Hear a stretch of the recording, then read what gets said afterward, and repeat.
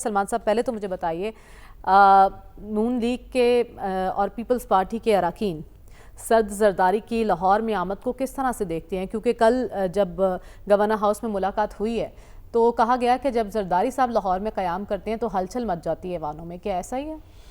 دیکھیں مجھے تو کوئی ہلچل نظر نہیں آئی، اور صدر آصف زرداری وہ بہت ذمہ دار شخصیت ہے اور وہ ہمیشہ تول کے بولنے کے عادی ہیں، اور یہ سیٹ اپ اگر چل رہا ہے تو اس میں بڑا جو حصہ ہے وہ صدر آصف زرداری کا ہے۔ جہاں تک پیپلز پارٹی کے اراکین اسمبلی کی ریزرویشن کی بات ہے تو میرے پاس دونوں سٹوریز موجود ہیں، اس میں اراکین اسمبلی کے نام نہیں، اور اراکین اسمبلی جو پیپلز پارٹی کے ہیں وہ زیادہ تر جنوبی پنجاب سے تعلق رکھتے ہیں، اور وہ مخدوم احمد محمود اور یوسف رضا گیلانی صاحب کے اراکین اسمبلی ہیں۔ اور میرا خیال ہے اگر یہ کہا جائے کہ مخدوم احمد محمود یا یوسف رضا گیلانی صاحب وہ مسلم لیگ نون کی حکومت سے کوئی شکوے شکایات کرتے نظر نہیں آتے۔ البتہ یہ بات ضرور ہے کہ جب دو پارٹیز حکمران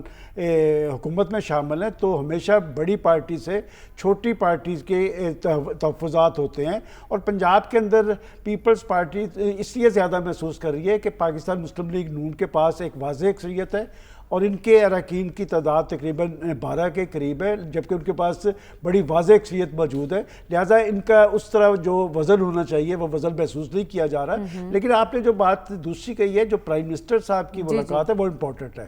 اس لیے کہ پرائم منسٹر صاحب نے کوئٹہ سے واپسی کے بعد یہ ملاقات کی ہے۔ کوئٹہ کے اندر ایک قومی جرگہ تھا، قومی جرگے سے پرائم منسٹر شہباز شریف صاحب نے بھی خطاب کیا، فیلڈ مارشل عاصم منیر صاحب نے بھی خطاب کیا، اور وہاں پر ان کے جو خطاب ہے بڑے امپورٹنٹ ہیں۔ اور جب آصف زرداری صاحب سے ملاقات ہوئی ہے، اس میں کوٹ کر رہا ہوں گورنر پنجاب کو، کیونکہ میں نے ان سے پوچھا، میرا بھی خیال تھا کہ شاید کوئی سیاسی، انہوں نے کہا کہ دو ایشوز تھے، ایک تو جو بھارت سے ایک تناؤ اور ٹکراؤ کی کیفیت چل رہی ہے وہ ڈسکس ہوئی ہے، اور دوسری بلوچستان کی صورتحال۔ بلوچستان کے حوالے سے آپ صدر زرداری صاحب کا ایک رول رہا ہے ماضی کے اندر بھی، وہ آغاز مقدمہ بلوچستان، اور انہوں نے اس زمانے میں ایک پیکج دیا تھا، اور بلوچستان میں اس وقت جو حکومت ہے وہ پیپلز پارٹی کی ہے۔